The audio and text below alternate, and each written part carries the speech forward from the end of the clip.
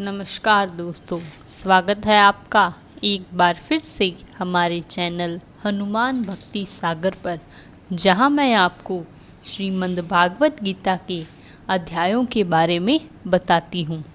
आज मैं आपको श्रीमद् भागवत गीता के 13वें अध्याय का सार बताऊंगी। तो आइए शुरू करते हैं श्रीमद् भागवत गीता का 13वां सार कि भगवान श्री कृष्ण ने उस रणभूमि में क्या उपदेश दिए थे जो मनुष्य के लिए आज भी ज्ञानवर्धक तथा लाभदायक होते हैं, जिनको सुनने के बाद आप भी भगवान श्री कृष्ण की उत्पत्ति, उनकी इच्छा प्राप्ति तथा उनके प्रेम भाव को प्राप्त करने के लिए क्या क्या उपाय कर सकते हैं। तो आइए शुरू करें। शुरू करने से पहले हमारे चैनल हनुमान भक्ति सागर को सब्सक्राइब करना ना भूलें, ताकि आने वाली न्यू वीडियो की नोटिफिकेशन आपको सबसे पहले प्राप्त हो जाए। तो शुरू करते हैं। 13वां अध्याय। श्री कृष्ण बोले, हे कौन्तेय, यह शरीर क्षेत्र कहलाता है। इसके जानने वाले को क्षेत्रक कहते हैं। इस संपूर्ण क्षेत्र में क्षेत्रक मुझे ही जान। क्षेत्र और क्षेत्रक का जो सम्मान है, जो ज्ञान है, मेरे मत से वही ज्ञान है।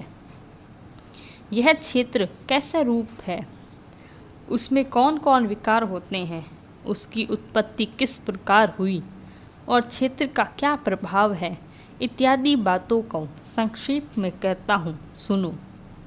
अनेक ऋषियों ने अपने अनेक प्रकार के छंदों में इसको बताया है। वेदों में भी पृथक पृथक वर्णन किया गया है और हित वाले ब्राह्मणों में पदों में भी यह ज्ञान निश्चय किया गया है। पंच महाभूत, अहंकार, बुद्धि, अव्यक्त प्रकृति, 10 इंद्रियों, मन तथा 5 इंद्रियों के विषय तथा इच्छा, द्वेष, दुख, सुख, संघात, चेतना, गति और इसके समूह हैं। संक्षेप में क्षेत्र और क्षेत्रक में यही विकार है। मान और पाखंड से रहित, अहिंसा, सहनशीलता, सरलता, गुरु की सेवा, पवित्रता, अपने मन का संयम, इंद्रियों के विषय में विरक्त, अहंकार रहित और जन्म, मृत्यु, रोग, बुढ़ापा, दुख इत्यादि दोषों को देखना। पुत्र, स्त्री, ग्रह इत्यादि में आसक्ति ना होना और इनमें अपनों को सुखी दुखी न मानना और इष्ट अनिष्ट की प्राप्ति में हर्ष विवाद रहित रहना।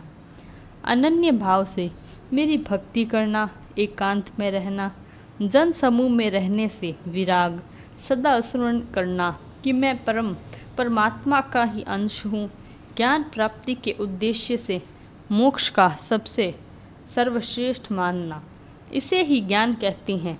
इससे जो भिन्न है वह अज्ञान है। जब ज्ञेय का स्वरूप वर्णन करते हैं, जिनको जानकर मनुष्य को मोक्ष प्राप्त होता है, वह आदि रहित, बड़ों से बड़े, अकथनीय होने से ही सत ही कहलाता है और न असत ही कहलाता है। जब और उसके हाथ और चरण हैं, सब और सिर और मुख, सब और कान है, वही जगत में सबको घेरे हुए स्थित है। वह सब इंद्रियों के गुणों का प्रकाश है और उनके कोई इंद्रिय नहीं है जिसको किसी की आसक्ति नहीं होती, पर जो सबका आधार है, जो स्वयं निर्गुण होने पर भी गुणों को भोगता है, जो सब भूतों के बाहर भीतर है। तो मैं भी चर और अचर हूँ, जो अत्यंत सूक्ष्म होने के कारण नहीं जाना जाता, जो दूर भी है और निकट भी है, जिसके विभाग नहीं होते हैं, पर जो भिन्न भिन्न भागों में विभक्त रहता है, समान रहता है। समस्त भूतों का पालन, नाश और उत्पन्न होने वाला वही ज्ञेय है। वह अंधकार से परे ज्योतिमान पदार्थों को ज्योति देता है। वही ज्ञान जानने योग्य पदार्थ, ज्ञान के द्वारा जानने योग्य सबके हृदय में निवास करता है। इस प्रकार क्षेत्र, ज्ञान और ज्ञेय, इसको संक्षेप में कहा। इसे जानकर मेरा भक्त मेरे पद के योग्य होता है। प्रकृति और पुरुष दोनों ही अनादि हैं। विकारों और गुणों की उत्पत्ति प्रकृति से हुई है। कार्य और करण का प्रकृति उत्पन्न होती है। मनुष्य जो सुख और दुख का भोगता है, प्रकृति में मनुष्य रहता है, प्रकृति के गुणों का उपभोग करता है, तदनुसार उत्तम और अधम योनि में जन्म लेता है।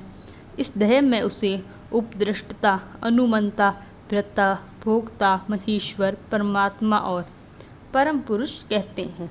इस प्रकार के गुणों के साथ प्रकृति और पुरुष का जो जानता है, उसको रहन सहन जैसा हो, पुनः जन्म नहीं होता। कोई ध्यान से, कोई सांख्य योग से और कोई कर्म योग के द्वारा अपने ही आत्मा को देखते हैं, परंतु कोई भी इस प्रकार से न जानने हुए दूसरों से सुनकर ध्यान करते हैं और श्रद्धा से सुनकर भी मृत्यु के पार चले जाते हैं। हे अर्जुन, यथावार या जंगम सब प्राणी क्षेत्र और क्षेत्रक के संयोग से ही होते हैं। परमेश्वर सब भूतों के समान रूप में ही है। भूतों के नष्ट होने पर भी उनका नाश नहीं होता। जो भांति जो देखता है वही देवता है। सब में समान रूप से स्थिति परमेश्वर को देखता हुआ जो अपनी आत्मा का नाश नहीं करता, वह उत्तम गति प्राप्त करता है। जो यह देखता है कि उसकी प्रकृति द्वारा सब कर्म होते हैं, आत्मा अकर्ता है और वही मानो देवता है। जब वह भिन्न भिन्न भूतों को परमेश्वर के बीच एक रूप देखता है और उसी से उनका विस्तार देखता है, तब वह ब्रह्म को प्राप्त होता है। हे कौन्तेय, अनादि और निर्गुण होने से परमेश्वर अव्यय है। शरीर में रहता हुआ भी वह कुछ नहीं करता, न उसमें लिप्त होता है। उसे आकार सर्वत्र प्राप्त होता है, भी किसी से मिलता नहीं है। उसी भांति देह में सर्वत्र प्राप्त यह आत्मा भी इसमें लिप्त नहीं होता। हे अर्जुन, जैसे एक ही सूर्य सारे लोक को प्रकाशवान करता है, वैसे ही ज्ञमेज्य समस्त क्षेत्र को प्रकाशित करता है। जो लोग ज्ञान दृष्टि से क्षेत्र का भेद, भूतों की प्रकृति देखकर मोक्ष का उपाय जान लेते हैं, वह परम पद को पा लेते हैं।